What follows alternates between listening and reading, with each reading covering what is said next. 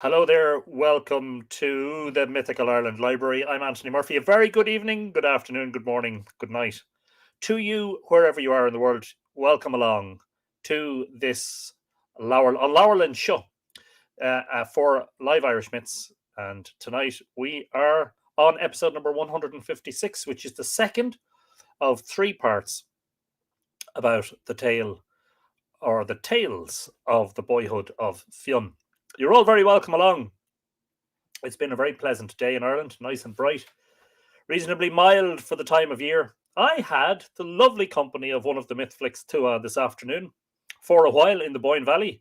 A very special welcome and a hello, that's if she's there, to Federica Guy, who you may remember, well, is a regular viewer of the live streams, but in particular last year, after the outbreak of the pandemic, things were particularly bad in Italy, and used to regularly say a special hello to Federica and special thoughts and intentions at that time for the huge number of people in Italy who were dying. But I'm glad to say that because of the relaxation of restrictions and because of the vaccinations and everything else, Federica was able to come to Ireland. And yes, as I say, spent a couple of very pleasant hours this afternoon. Sorry, I have to lean around the camera to make sure. Yes, okay, it is working. We have anybody watching on Facebook. Is Facebook okay? I'm unable to stream on the Mythical Ireland community. Excuse me. So perhaps if somebody could share the stream from the main Mythical Ireland page to the Mythical Ireland community, that would be great. It didn't allow me to begin the stream because of permissions, and I checked it before, and apparently I have given permissions, so I don't know what the story is.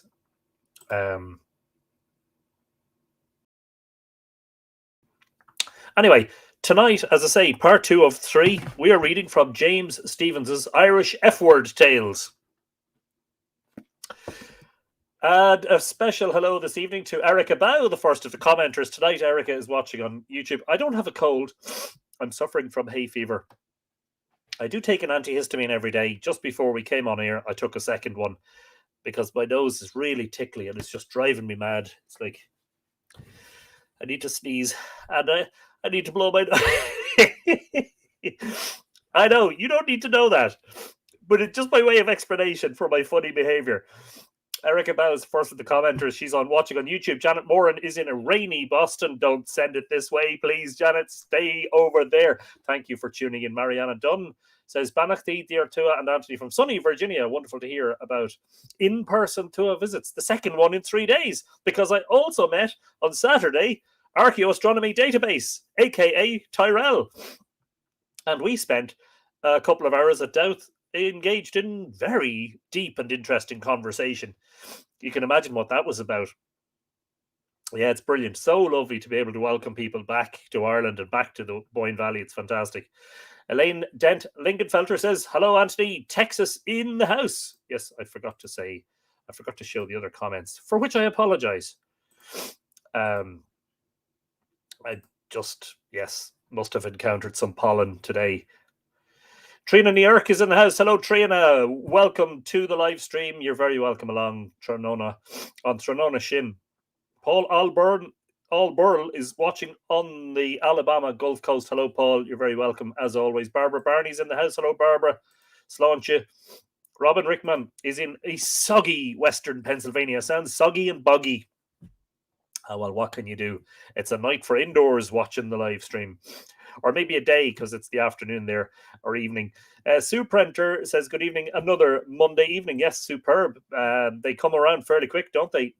Michael Lindsay, merely loquacious as he is, merely says, yup. Catherine Woodruff says, hello all. Fáilte, sláinte, Catherine. Good evening to you. Good afternoon. Adina Sparks is there. Hello and good afternoon to you. Fantastic. On a trail ride, says Desiree Riley, just popping in to say hello. What does a trail ride involve? Is that horses? Sounds very interesting. You'll have to do a live stream, or you'll have to make a video and show us, or take some pictures at least and show us what you're doing afterwards. Brilliant. Mandy McCurl, hope you're all keeping safe and warm. It's a wild one out there tonight on the Isle of Mull. It was a bit windy. It was very windy over the weekend, Saturday in particular. Fiona Newman is in. Ashbourne, hello, Fiona. That is Gumdain na me. Kilyeglon. Welcome. Good evening, Fiona. Michael Pike is in the house. Hello, Michael. Jiglich. And welcome along. Angela Hyde Houghton is in Illinois in the US. Hello, Angela. You're very welcome along to Live Irish Myths. Valerie Gallagher is saying that allergies are acting up in Rhode Island too. There you go. The smallest county in Ireland, smallest state in the USA. We must have more than just those things in common. Thank you, Adina, for sharing the live stream. That's very kind of you. Jason, watching from a truck today, listening mostly. Well, that's okay. Don't distract yourself from the road. But good of you to join us, Jason. Thank you. Beth Kelly, I hope you feel better. Yeah, it's just sometimes it gets sort of really tickly and my nose runs and my eyes get really watery and I sound funny. And then hopefully in 10 minutes, the antihistamine will have kicked in and I'll be fine. Alan Hoskins is in Ballina, Killaloe. Hope all well, all good this side, Alan. Hope everyone is good. Shannon's side. Fiona is saying, watching for just down the road for the first time. Brilliant stuff, Fiona, and I hope you enjoy it. I missed. There's Federica. There you are. Nice to see you again today. Thanks for joining us, Federica. Since we were last speaking, I've developed a dose of hay fever, so I do apologize for that. But yeah, wonderful afternoon, wasn't it? Lovely and bright. And yeah, we may tell them now that for the first time ever, I was asked by a couple who had their son with them on the top of Dowth this afternoon. I was asked if I would give them an autograph. So there you go. I said, yes, of course I would. That's the first time I've ever been asked for an autograph. So Federica, they clearly think that, you know, they might have thought he was famous enough until he started hanging around with that girl. It's like, she's famous as well, you know. Mandy says, fellow sufferer, have a hot toddy. Oh, yeah. I certainly will, but not during the live stream. Anne McCallum is in the house. Greetings from a cold, windy, rainy southwestern Ontario. I'm not going to try and compete with that, Anne. Hope all is well. It's been lashing non-stop for 3 days with more on the way. I knew I shouldn't have taken that arc building course. Brilliant. Etane Clark Scott is leaving in the morning for Dublin after 2 years of COVID delays. We finally get to come home. Yes, brilliant stuff. It's a treat to see you today, as likewise for you. And what is it they say? Bon chance, as they say in France, or what's the one? Godspeed. Travel well. And may Dublin open up its arms and its heart to you very magnanimously. Daisy Peters is in the house. Hello, Daisy. Welcome to the live stream. Always good to see you. Sheila Gunn is saying, yay, made it on. Brilliant. We're glad to have you. Caitlin Moon is saying hello from Dublin. Hello, Caitlin. How are things with you? And Scott Doherty's in Grants Pass, Oregon, another of the Mythflix Tua who I have met. Get to be back in Ireland in a couple of weeks. So excited. Well, there you go. Maybe another opportunity for a meeting. Brilliant. Janelle is saying, poor Anthony, allergies are the pits. I'll be grand. I'll be grand, especially when I get the hot toddy into me. I tell you, it'll be grand. Thomas is in Court McSherry. Thank you, Thomas. And good evening to you. Hope all is well down in the county of Cork.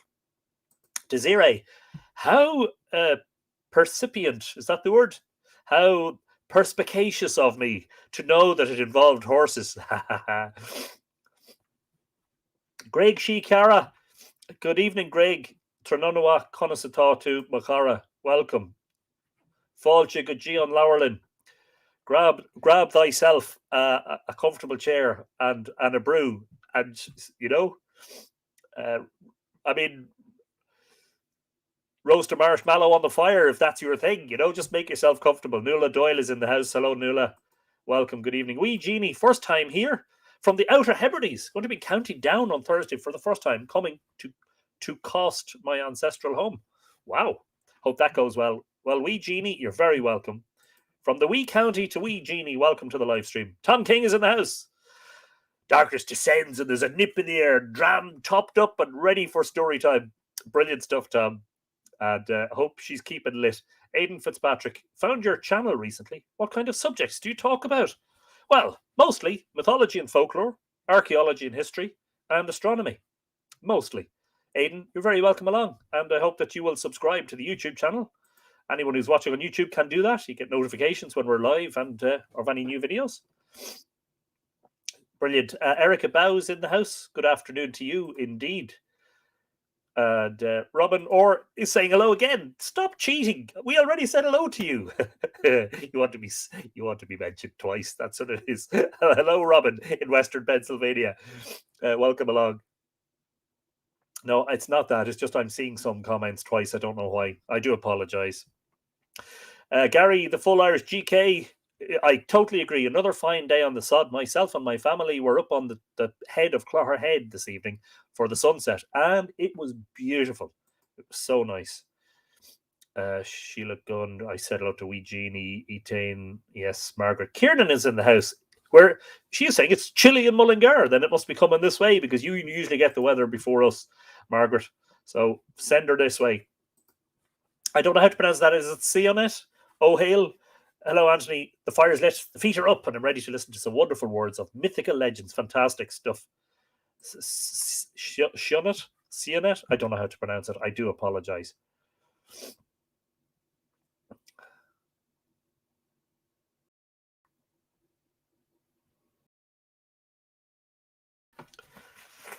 Excuse me. Pardon me for a moment. I'm going to get some tissues and give my nose a good blow. I do apologize.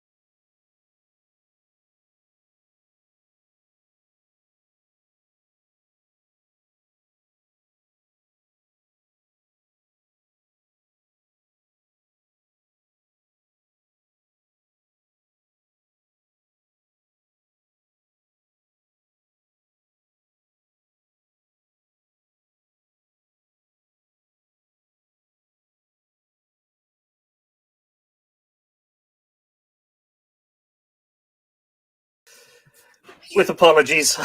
I blew for Ireland just there, I tell you. Oh, apologies. Who else am I missing? Iskander Fion McCole says Bearbua for later if no one has seen how the Fion are cooked, and there's a YouTube link there. Thank you for that. Brilliant. Liam Smith. Hello, Anthony. Yes, indeed. Hello, Liam. You're very welcome along. Sandra Boothroyd says hello from North. That's not Sandra. That's Janelle. Hang on a second. Sandra Boothroyd. No, not that one. Sandra, she does say hello from North Wales. Hello from Drogheda. Sure, we can nearly hear each other. Shout out the window there. I'll probably be able to see you across the sea and hear you. We had a terrible windstorm yesterday, says Janelle, in Tacoma that blew our trampoline over the fence into the neighbour's yard. Our poor chickens got a good scare when the coop lifted right off the ground. I'd say they did. Yeah, batten down the hatches. It's that time of the year. Tie everything down. Michael Trott is in Aotearoa. Good morning to you, Michael, in New Zealand. How good of you to join us. I hope the weather and the atmosphere is all good down there. Yeah, Liam is advising me the same. Yes, Jemson, honey, lemon, and cloves. So what about what if I only have Bushmills? I think I have some Jemson as well. Don't worry, I'll be good. Nora Gaffney O'Connor. Giariv Golair, Kane Queen Wilshiv, sea getting colder, but great excitement swimming with a young seal about today. Brilliant stuff, Nora. Sounds fabulous. Fair play to you. You wouldn't get me dipping the toes in, never mind swimming with a seal. Paul Terry in Wisconsin is just back from 3 weeks in Ireland. Like Bruno Bonia, new centre, much improved. Brilliant. Glad you enjoyed that, Paul. And Barbara Murphy is in the house. Hello, Giagwich. Barbara, good evening to you. Movanway Millward is also here. Get some honey down you. Actually, that I do have. Gemma McGowan, Giagwich Mochara Grawmore. Gemma, how the hell are you? I hope you're keeping well. Make do with Bushmills, says Joe. Damn, I only have Bushmills. Michael says that will do in a pinch. Yeah, I only have Redbreast 12. I jest. What's that? Somebody said. Sheena says, good evening. Fáilte Roat Goodí on Lowerland Show. And Gail is in Montreal in Quebec. Hello, Gail. Good afternoon to you. I distinctly heard somebody there saying that they wanted a joke. And I would like to congratulate my niece on passing her mouth organ music exam. Well done, harmonica.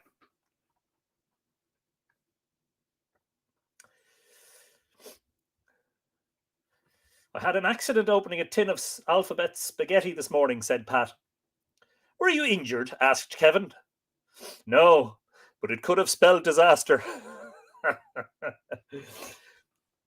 To the person who stole my mattress, I won't rest until I find you.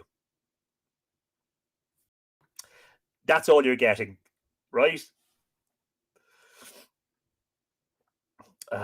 Bernardine, good evening to you. I better get, what time of the night is, oh sure, look, it's 16 and a half minutes. I better get reading. They'll be getting impatient. They'll be getting mighty impatient. They'll be saying, that fella's full of SH1T. They wouldn't be wrong.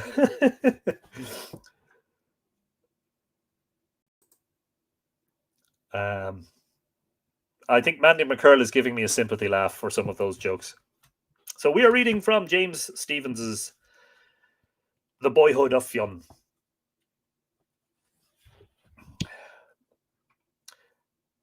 Nora, Janet Moore has a sad face. They weren't that bad, were they? Thank you, Nora. I'll give you that $5 later. Angel Barboni is in the house. I'm not sure if I said hello, Angel, but welcome along. Anyway, we'll get going. I hope you're all comfortable, and suddenly I'm feeling just a little bit better because I had the Niagara Falls there in the kitchen into the tissue a few minutes ago. There was that. It was like somebody had turned on a big tap. Anyway, that's hay fever for you. Right. This is chapter 7. A new life for Fionn in the robber's den that was hidden in a vast, cold marsh. A tricky place that would be, with sudden exits and even suddener entrances, and with damp, winding, spidery places to hoard treasure in, or to hide oneself in. Sounds like a souterrain, doesn't it? If the robber was a solitary, he would, for lack of someone else, have talked greatly to Fionn. He would have shown his weapons and demonstrated how he used them, and with what slash he chipped his victim, and with what slice he chopped him. He would have told why a slash was enough for this man, and why that man should be sliced. All men are masters when one is young, and Fionn would have found knowledge here also. He would have seen Fiakul's great spear that had 30 rivets of Arabian gold in its socket, and that had to be kept wrapped up and tied down so that it would not kill people out of mere spitefulness. It had come from F-word out of the she of Alan Macmina, and it would be brought back again later on between the same man's shoulder blades.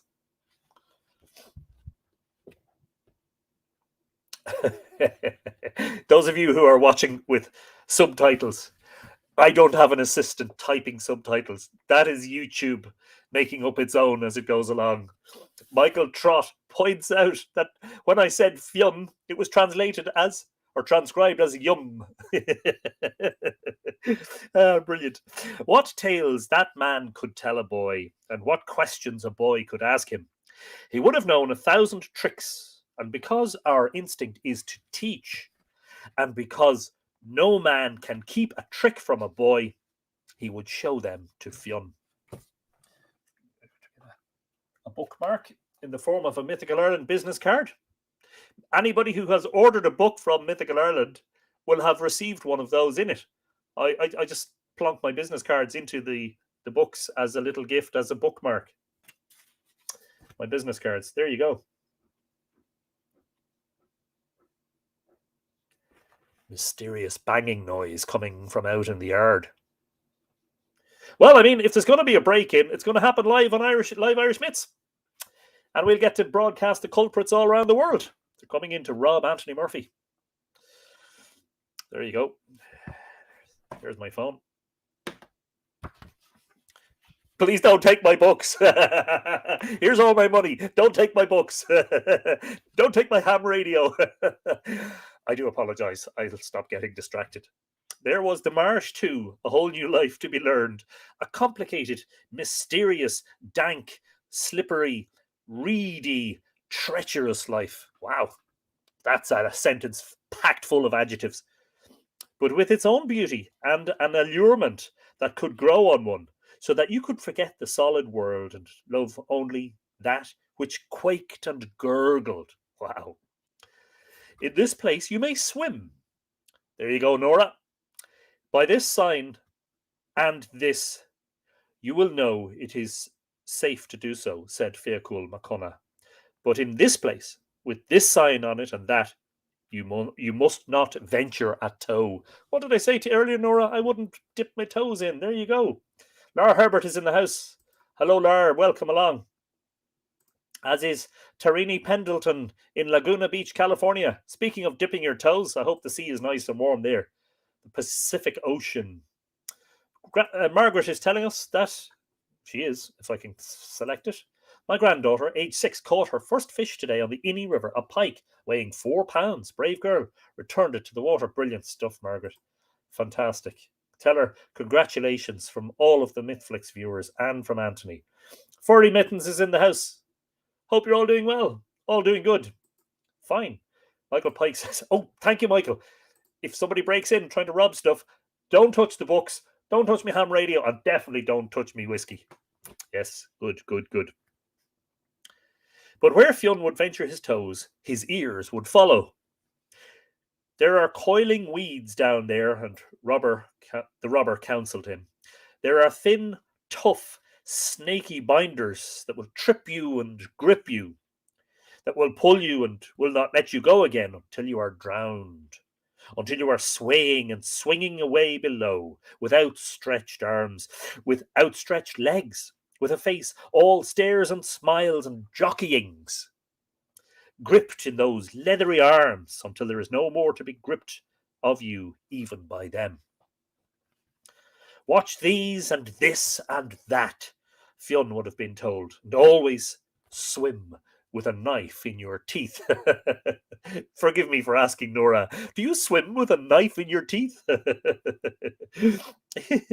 Apologies. Anthony, get serious now. Serious face. He lived there until his guardians found out where he was and came after him. Fiacul gave him up to them, and he was brought home again to the woods of Sliabh Bloom. But he had gathered great knowledge and new suppleness. The sons of Morna left him alone for a long time. Having made their essay, they grew careless.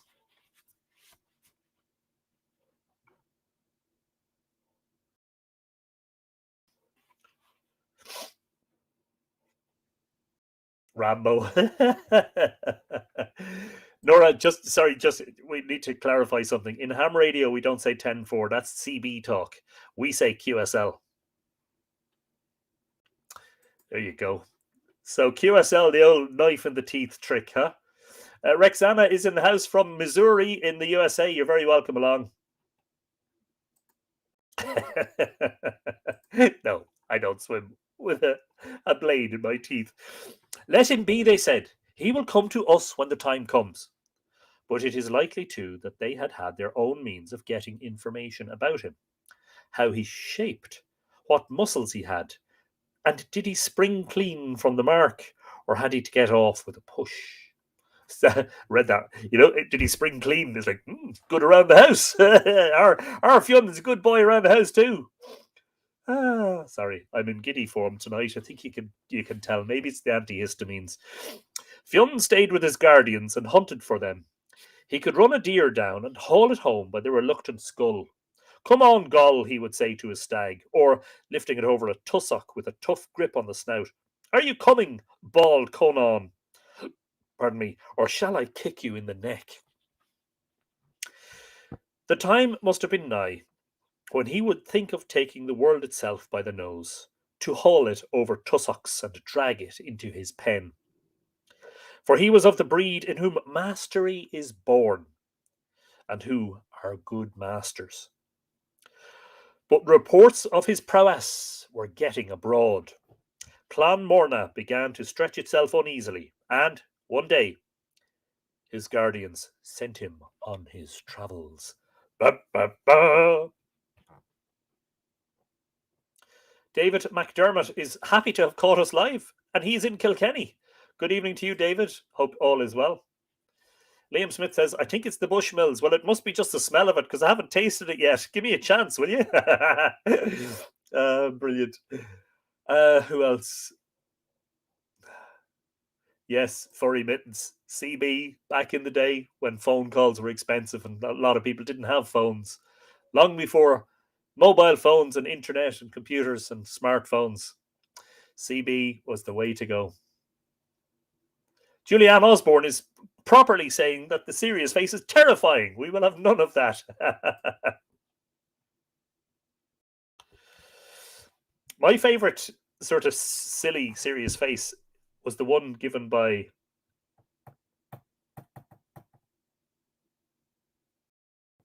was one of the hobbits in Lord of the Rings in the Fellowship of the Ring.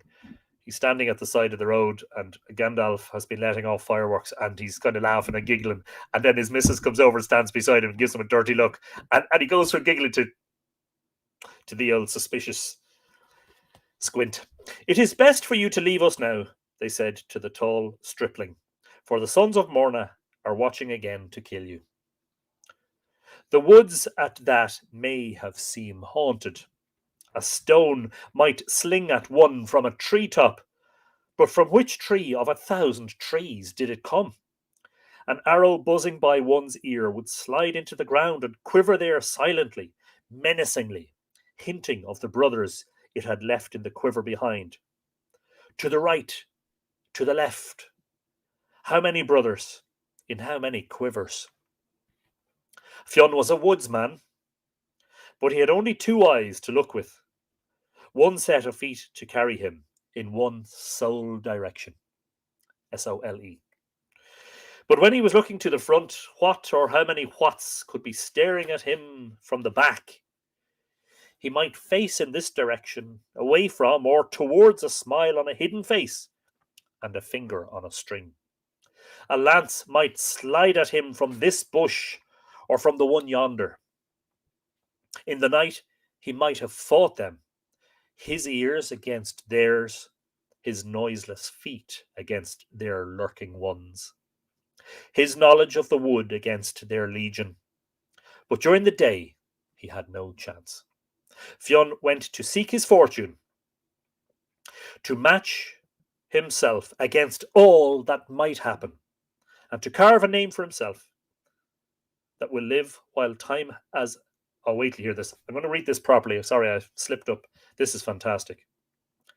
Fion went to seek his fortune, to match himself against all that might happen, and to carve a name for himself that will live while time has an ear and knows an Irishman. Wow. And he, of course, Fion's name is famous and lives to this day. That is the end of chapter 7. Yeah, no, I think I'm all right, Nora. Honestly, I'll take the temperature later, but I'm sure I'm fine.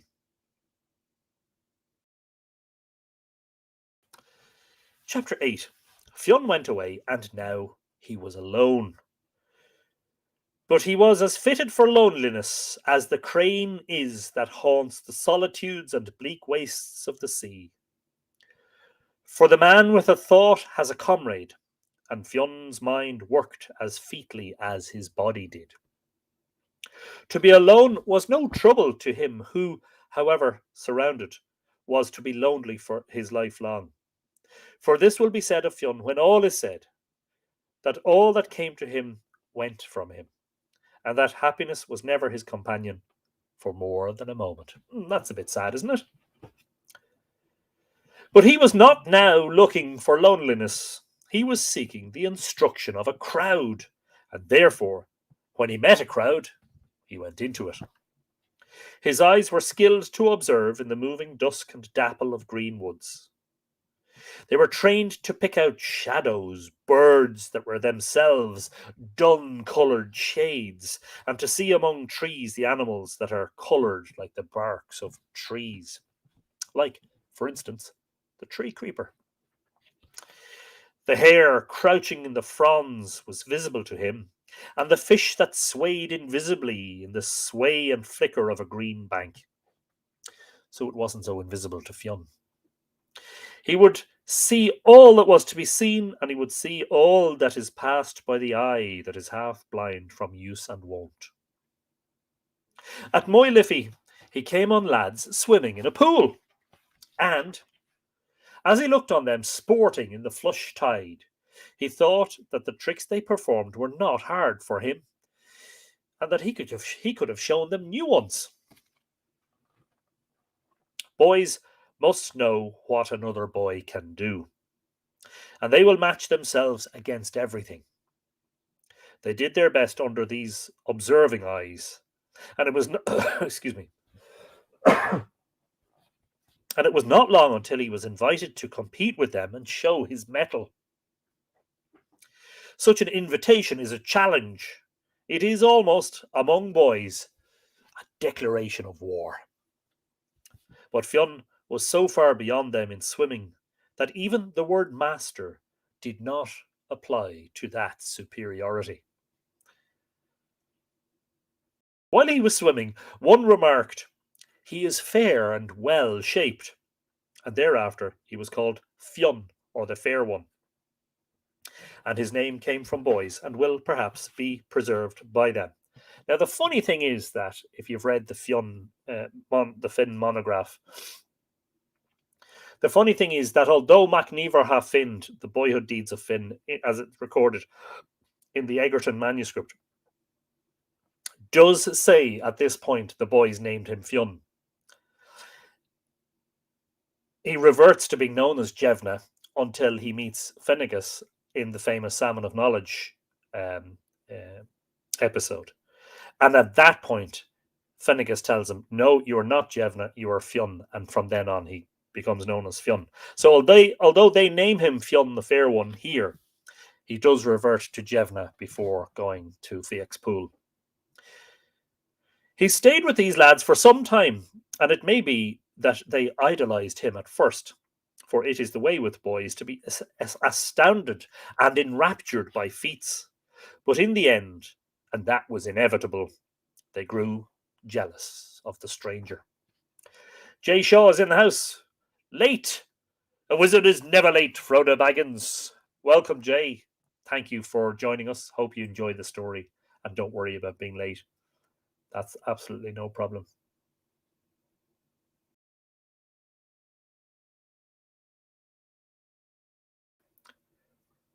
Why are there words other than English, Elaine wants to know? Like above my name, it says...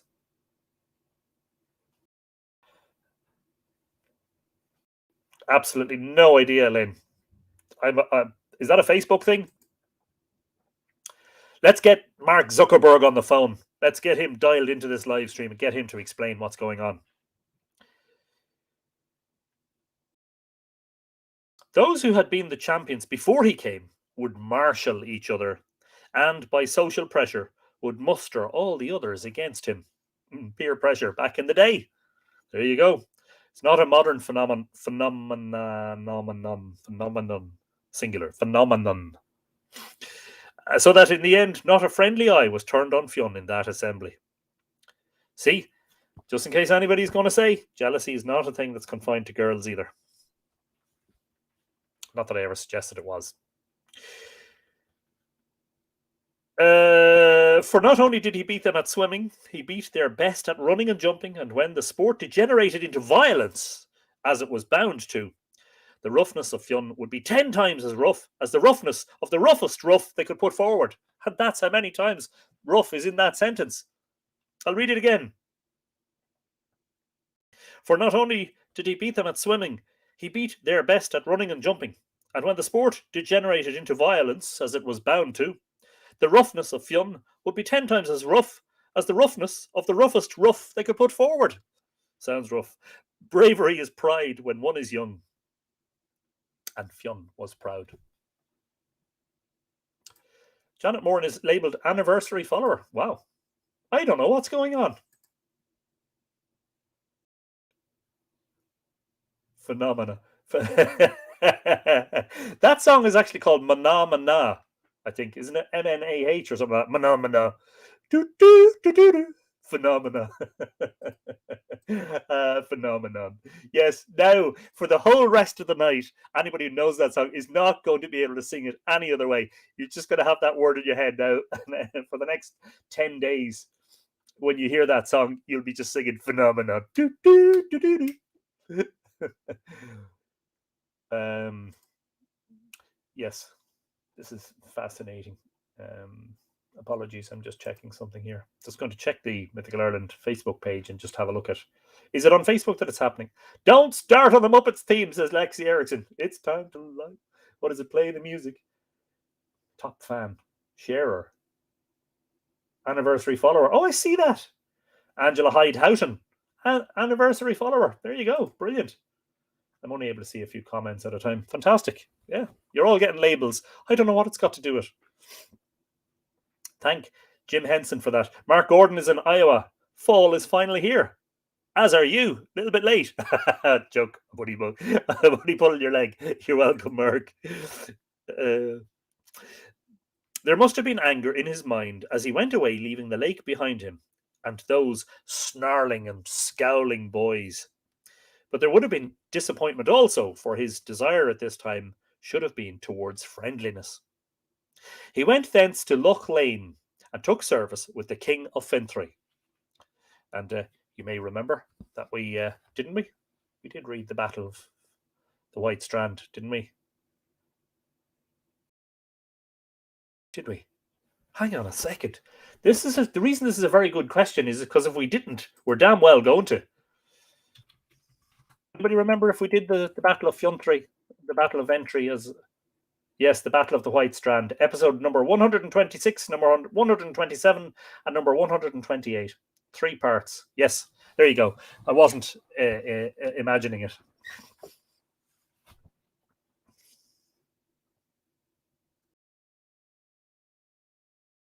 Muppets on Mythflix. So some might say there's only one Muppet on Mythflix. I'm sure they did. Yes, you did, says Anne McCallum. Well remembered, Anne. I just couldn't remember whether that was one of those genuine things that happened or a false memory. I know I definitely remember discussing that we should do it, but we did it. Brilliant. That kingdom may have been thus called from Fionn himself, and would have been known by another name when he arrived there.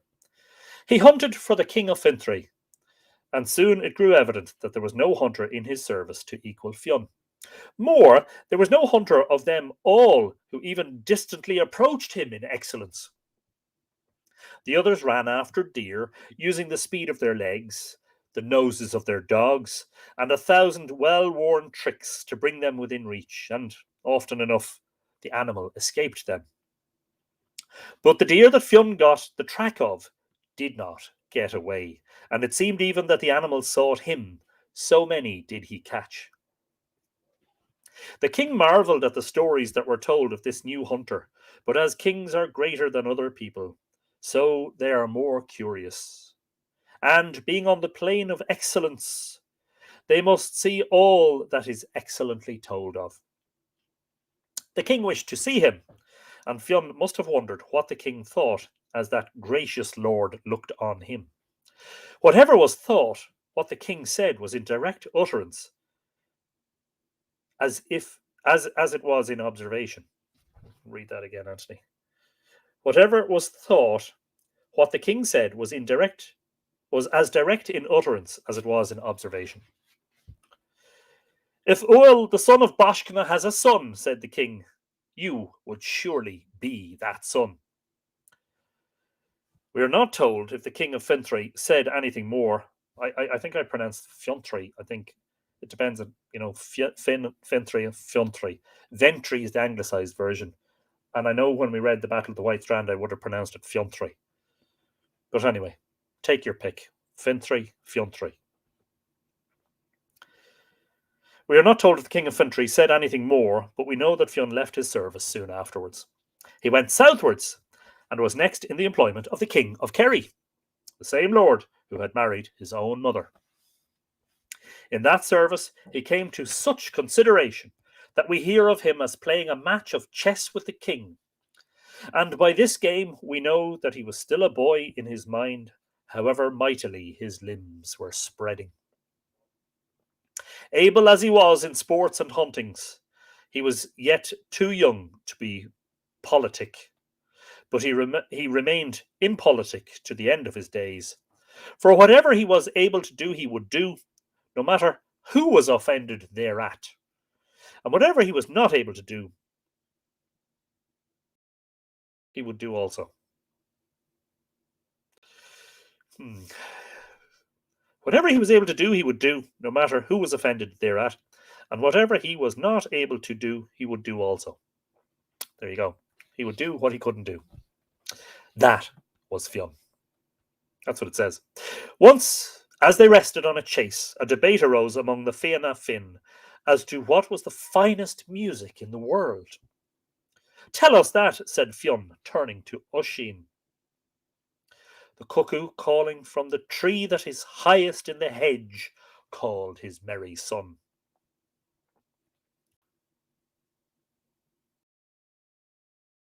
Yeah, they've skipped way forward in time here because suddenly Finn has gone from being a boy at the beginning of the page to having a son halfway down the page. Definitely very interesting. Colette Kavanagh is in the house. Yes, brilliant. Good of you to be able to join us live. Colette, hope you're enjoying the story and the little bit of pantomime, acting, should I say. I hope you're enjoying the thespian presentation of said story. A good sound, said Fionn. And you, Oscar, he asked, what is to your mind the finest of music? The top of music is the ring of a spear on a shield, cried the stout lad. It is a good sound, said Fionn. And the other champions told their delight. The belling of a stag across water, the baying of a tuneful pack heard in the distance, the song of a lark, the laugh of a gleeful girl, or the whisper of a moved one. They are good sounds all, said Fionn. Tell us, chief, one ventured, what you think. The music of what happens, said great Fionn. That is the finest music in the world. Isn't this deeply profound? I mean, I'm sure that was J.S. Bach or Beethoven or someone who said something like that. But no, it's young Fionn McCool. The music of what happens. That is the finest music in the world, according to Fionn McCool. He loved what happened. Sorry, that's in inverted commas. He loved what happened. Sorry, move into the camera, Anthony. He loved what happened and would not evade it by the swerve of a hair. So on this occasion, what was occurring, he would have occur, although a king was his rival and his master. It may be that his mother was watching the match and that he could not but exhibit his skill before her. He committed the enormity of winning 7 games in succession from the king himself. It is seldom indeed that a subject can beat a king at chess, and this monarch was properly amazed. Who are you at all? He cried, starting back from the chessboard and staring on Fionn. I am the son of a countryman of the Luine of Tara, said Fionn. He may have blushed as he said it, for the king, possibly for the first time, was really looking at him, and was looking back through 20 years of time as he did so. The observation of a king is faultless.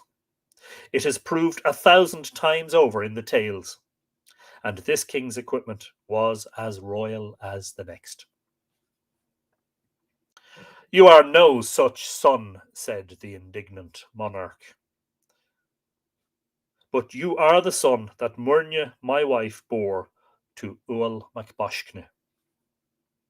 And at that Fionn had no more to say, but his eyes may have flown to his mother and stayed there.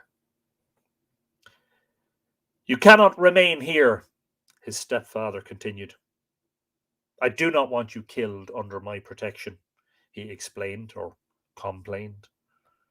Perhaps it was on Fionn's account he dreaded the sons of Morna, but no one knows what Fionn thought of him, for he never thereafter spoke of his stepfather.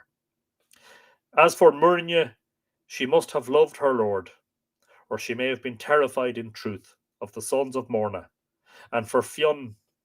But it is so also, that if a woman loves her second husband, she can dislike all that reminds her of the first one. Fionn went on his travels again. That was chapter 9. No, that was chapter 8. This is chapter 9 coming. Sorry. Yes, indeed.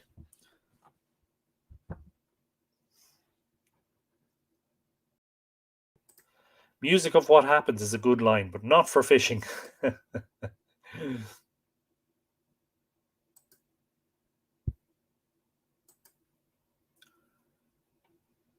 Royal Hill Tara Ranger Paul, I think is your name, isn't it? Is here. Says, I was at Sean Gilmartin's funeral service there last week. Well, we are having a little gathering of friends for Sean on the Hill of Tara next weekend, and there'll be a few tributes and a few nice things said, and a nice remembering of a good man, a man who loved Irish myth and legend and history very much so. Chapter 9. Let me see how much more have I got to read. Better take it easy. What time are we on? Sure, look, we're flying. All desires, save one, are fleeting, but that one lasts forever. Fionn, with all desires, had the lasting one, for he would go anywhere and forsake anything for wisdom. And it was in search of this that he went to the place where Finnegas lived, on a bank of the Boyne water. But for dread of the clan Morna, he did not go as Fionn. He called himself Jevna on that journey. We get wise by asking questions, and even if these are not answered, we get wise. For a well-packed question carries its answer on its back as a snail carries its shell. Reminds me of a moment at Douth in the afternoon when Federica Guy asked me a question that I didn't immediately have an answer for and has kept me thinking ever since. Brilliant stuff. Questions, so important. Don't claim to have the answers, but do ask the questions. This Sunday, indeed, Paul. Halloween, yes, indeed. A good time to give Sean a send-off, just as the veil is thinning out. Our Irish Technical Thinker has arrived. Hello, Marcus. Good evening to you. And as has Kathy May Deo. Hope we're all doing in great form, I think. Well, they're well settled anyway, because they were told a few jokes, and that really put them at ease. They were laughing their heads off for a while, I tell you. They really were, honestly. Fionn asked every question he could think of, and his master, who was a poet, and so an honourable man, answered them all, not to the limit of his patience, for it was limitless, but to the limit of his ability. I like that. Why do you live on the bank of a river? was one of the questions. Because a poem is a revelation, and it is by the brink of running water that poetry is revealed to the mind. Yes, indeed. And that one is definitely a very genuine translation. Let me just... and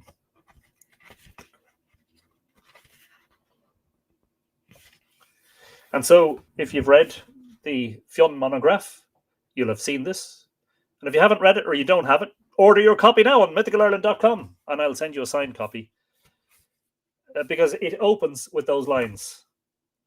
Ar ba baile falsiche eagshi do greish lausna filiju for brew ishki. Translated, for the poets thought that the place where poetry was revealed always was upon the brink of water. There you go. Isn't that fantastic? Love that. And so that's why Finnegas answered as he did when Fion asked him, why do you live on the bank of a river? Because a poem is a revelation, and it is by the brink of running water that poetry is revealed to the mind. How long have you been here? Was the next query. 7 years, the poet answered. It is a long time, said wondering Fion. I would wait twice as long for a poem, said the inveterate bard. Have you caught good poems? Fion asked him. The poems I am fit for, said the mild master. No person can get more than that, for a man's readiness is his limit. Would you have got as good poems by the Shannon, or the Suir, or by the sweet Anna Liffey? They are good rivers, was the answer. They all belong to good gods. But why did you choose this river out of all the rivers? Finnegas beamed on his pupil. I would tell you anything, said he, and I will tell you that. Fion sat at the kindly man's feet, his hands absent among tall grasses, and listening with all his ears. A prophecy was made to me, Finnegas began. A man of knowledge foretold that I should catch the salmon of knowledge in the Boyne water. And then, said Fion eagerly, then I would have all knowledge. And after that, the boy insisted. What should there be after that? The poet retorted. I mean, what would you do with all knowledge? A weighty question, said Finnegas smilingly. I could answer it if I had all knowledge, but not until then. What would you do, my dear? I would make a poem, Fion cried. I think too, said the poet, that is what would be done. In return for instruction, Fion had taken over the service of his master's hut.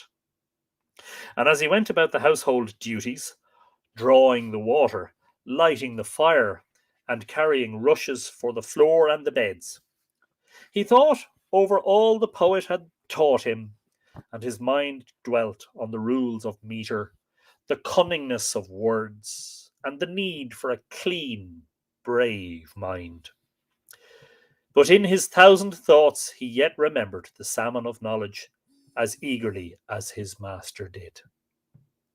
He already venerated Finnegas for his great learning, his poetic skill, for 100 reasons, but looking upon him as the ordained eater of the salmon of knowledge, he venerated him to the edge of measure. Indeed, he loved as well as venerated this master because of his unfailing kindness, his patience, his readiness to teach, and his skill in teaching.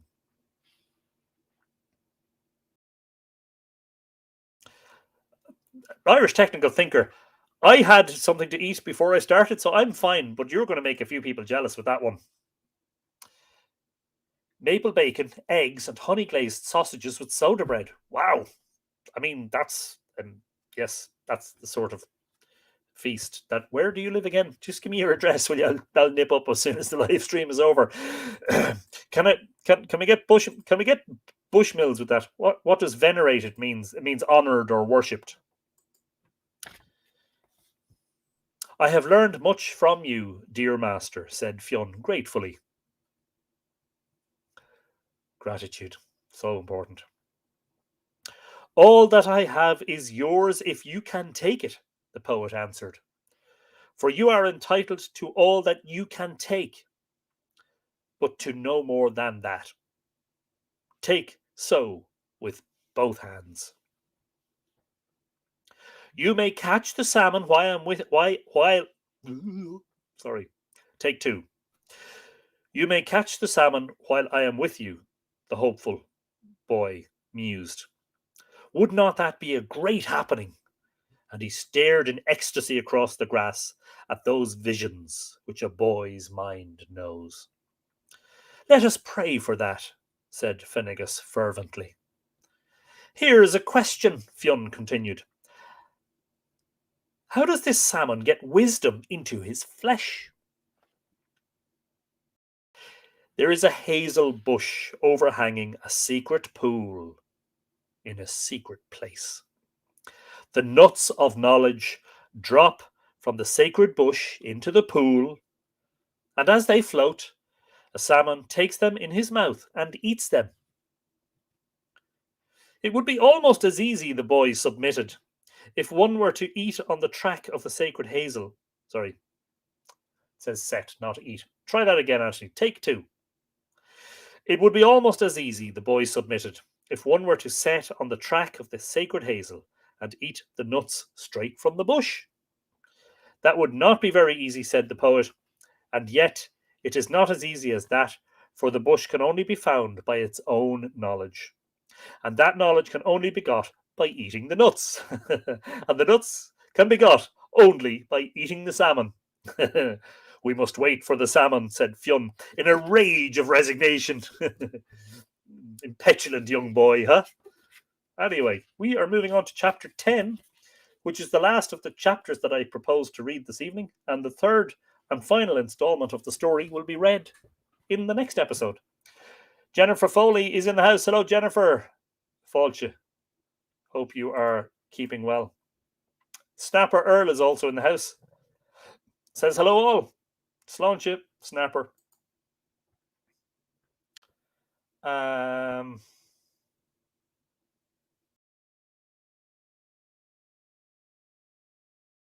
Kathy Maydeo is having connection difficulties. Well, hopefully they will sort themselves out and you will be able to resume watching. Chapter 10. Life continued for him in a round of timeless time, wherein days and nights were uneventful and were yet filled with interest. As the day packed its load of strength into his frame, so it added its store of knowledge to his mind, and each night sealed the twain. For it is in the night that we make secure what we have gathered in the day. If he had told of these days, he would have told of a succession of meals and sleeps, and of an endless conversation, from which his mind would now and again slip away to a solitude of its own, where, in large hazy atmospheres, it swung and drifted and reposed. Then he would be back again, and it was a pleasure for him to catch up on the thought that was forward, and recreate for it all the matter he had missed. But he could not often make these sleepy sallies. His master was too experienced a teacher to allow any such bright-faced, eager-eyed abstractions. And as the Druid women had switched his legs around a tree, so Finnegas chased his mind, demanding sense in his questions and understanding in his replies. To ask questions can become the laziest and wobbliest occupation of a mind. But when you must yourself answer the problem that you have posed, you will meditate your question with care and frame it with precision. Fionn's mind learned to jump in a bumpier field than that in which he had chased hares.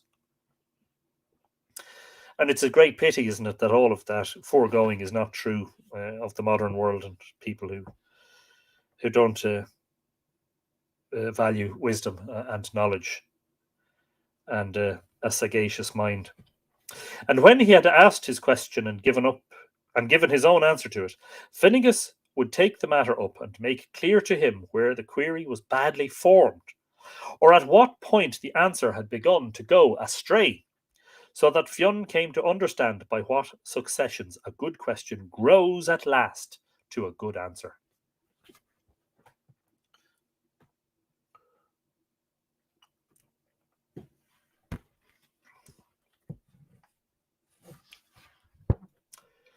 Um, Irish Silk 14, if you would just remind me, ask your question again at the end of the episode, I will consult my book of names and just see if it is in there and tell you what there is to be told about it.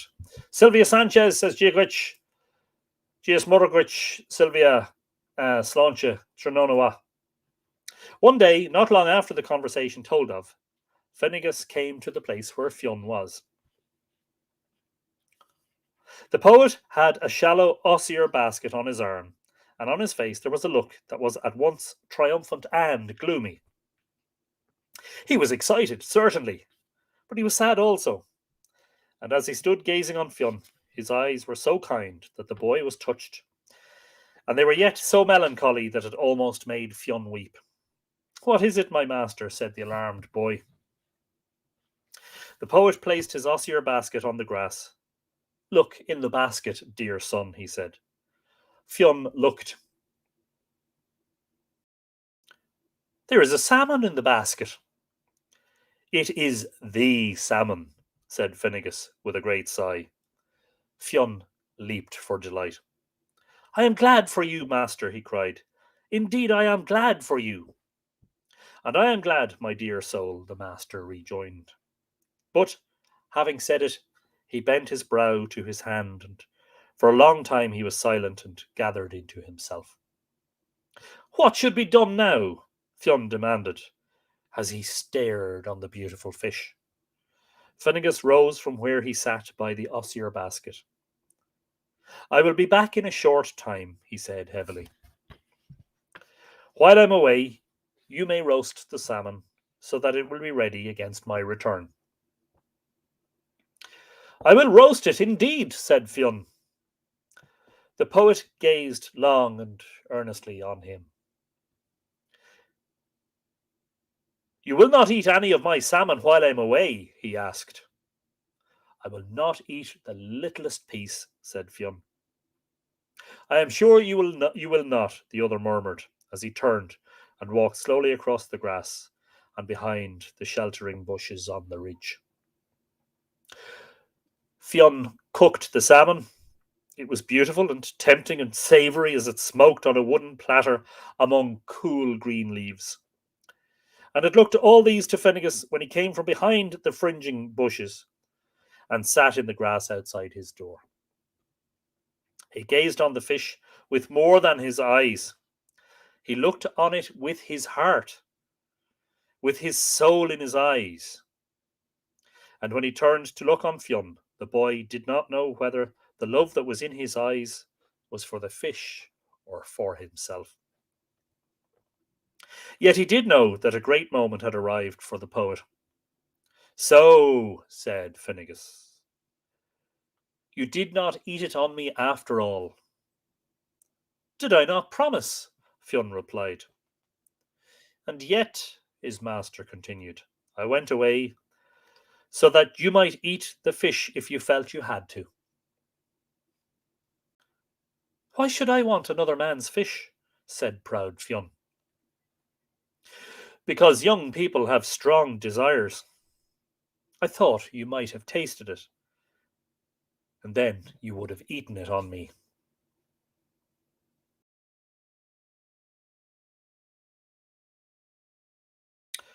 "I did taste it by chance," Fionn laughed. "For while the fish was roasting, a great blister rose on its skin. I did not like the look of that blister, and I pressed it down with my thumb. That burned my thumb, so I popped it in my mouth to heal the smart. If your salmon tastes as nice as my thumb did, he laughed, it will taste very nice. What did you say your name was, dear heart? The poet asked. I said my name was Jevna. Your name is not Jevna, said the mild man. Your name is Fion. That is true, the boy answered, but I do not know how you know it. Even if I have not eaten the salmon of knowledge, I have some small science of my own. It is very clever to know things as you know them, Fionn replied wonderingly. What more do you know of me, dear master? I know that I did not tell you the truth, said the heavy-hearted man. What did you tell me instead of it? I told you a lie. It is not a good thing to do, Fionn admitted. What sort of a lie was the lie, master? I told you that the salmon of knowledge was to be caught by me according to the prophecy. Yes, that was true indeed, and I have caught the fish. But I did not tell you that the salmon was not to be eaten by me, although that was also in the prophecy, and that omission was the lie. It is not a great lie, said Fionn soothingly. It must not become a greater one, the poet replied sternly. Who was the fish given to? His companion wondered. It was given to you, Finnegas answered. It was given to Fionn, the son of Oel, the son of Bashkne, and it will be given to him. You shall have a half of the fish, cried Fionn. I will not eat a piece of its skin that is as small as the point of its smallest bone, said the resolute and trembling bard. Let you now eat up the fish, and I shall watch you and give praise to the gods of the underworld and of the elements. Fionn then ate the salmon of knowledge, and when it had disappeared, a great jollity and tranquillity and exuberance returned to the poet. Ah, said he, I had a great combat with that fish. Did it fight for its life? Fionn inquired. It did, but that was not the fight I meant. You shall eat a salmon of knowledge too, Fionn assured him. You have eaten one, cried the blithe poet, and if you make such a promise, it will be because you know. I promise it and know it, said Fionn. You shall eat the salmon of knowledge yet. And thus ends chapter 10 and the conclusion of the second of three, episodes about Fionn McCool and his boyhood deeds, which is exactly what we're listening to Neil Bentley. Yes, indeed.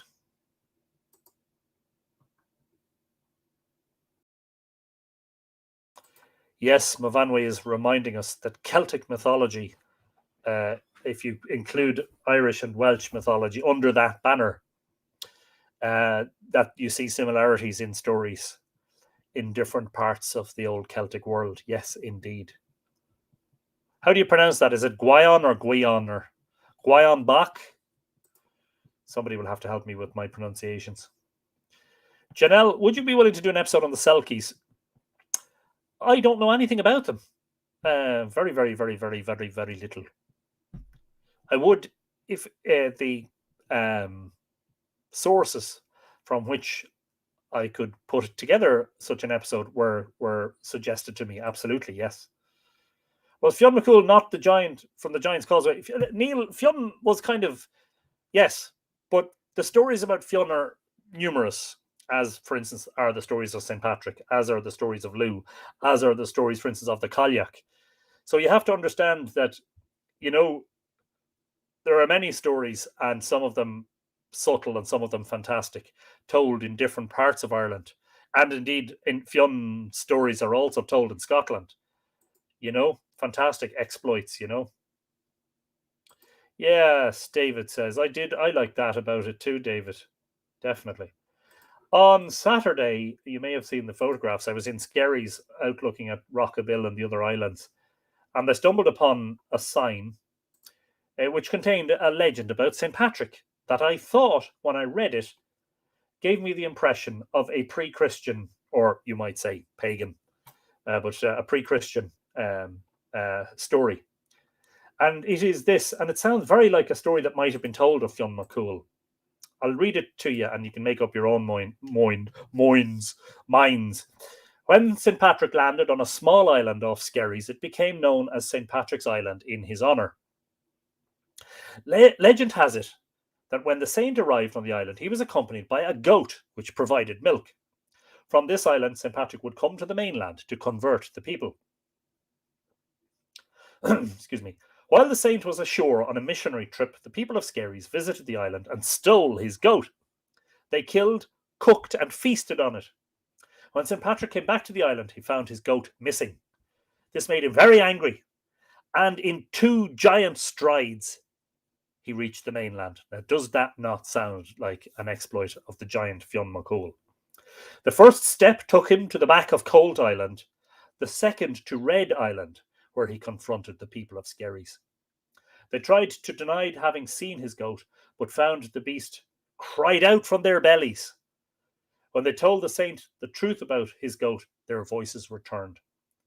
To this day, St. Patrick's footprint, where he stepped on the south side of Red Island, can be seen in the rocks, and to be called a Skerries goat means that you truly belong to the town. There is a tradition of making a secret wish when putting 3 fingers, the shamrock, into the water in the footprint. Wow, there you go. Yes. No.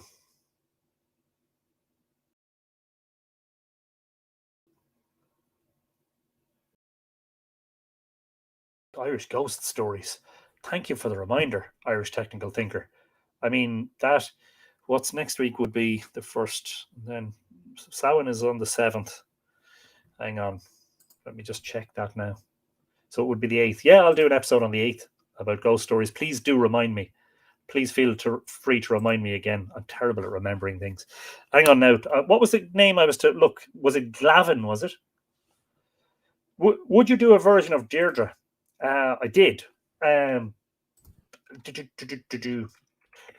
and the Sons of Ishna. That was 3 parts. Episodes 42, 43, and 44.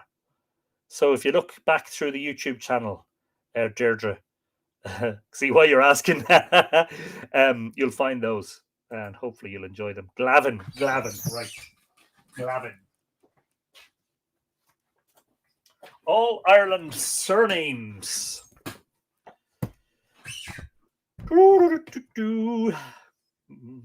Phenomenon. Boop, boop, boop, phenomenon. Boop, boop, boop. You will be thinking of that song all night.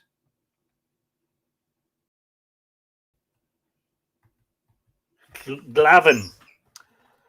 Mod Nos. I'll have to look up the abbreviations. Cork, etc. Irish. Oglavine.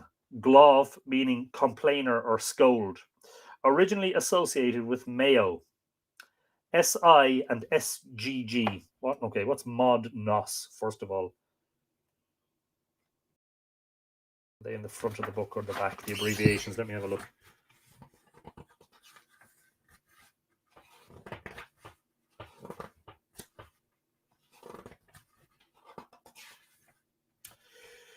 Can I find it? Is the next question.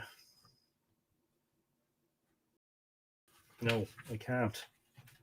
I don't know what that Mod Nos. MOD full point NOS. Mod Nos. Does anybody know what that might be an abbreviation for? Ian Ford, would you do a story of Morrigan? Pretty sure I did that too. I think. Ooh, I'm pretty sure, but let's find out. Did Morrigan and Moitura did I do an episode entirely about just the Morrigan? I may not have, so that's one we will have to.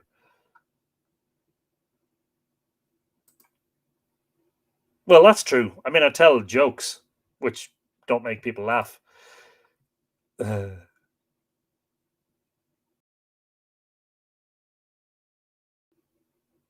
Brendan Byrne has joined us just as we finish. Brendan, what's the story? You can rewatch. I assure you, there's lots of fun stuff, lots of jokes in particular. Yeah. So Glavin, Cork, etc. Oglavine, glove meaning complainer or scold, originally associated with Mayo. Just wonder whether there aren't, in fact, that I missed abbreviations. A list of abbreviations down the back. Very annoying when a book has abbreviations and you don't know what they mean, and you really have to go looking for them.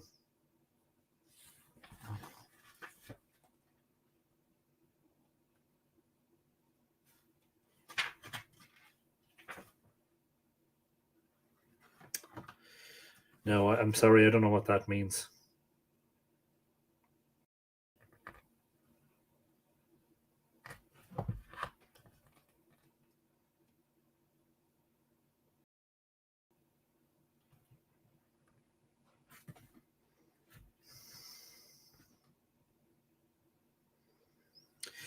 It's in place of the very first word after each name is how numerous or rare it is. So you get numerous colon, Ulster, particularly Antrim, down, numerous, rare, rare, numerous, numerous, rare. And then you get mod, nos, fairly rare, fairly numerous, etc. So mod, nos, whatever it means, has got something to do apparently with, its abundance or lack thereof. So there you go. Brendan Byrne, well, listen, it's lucky that you were out of the country in the first place. Nice. Come here, I want to tell you that the Mythical Ireland calendar is going to print tomorrow.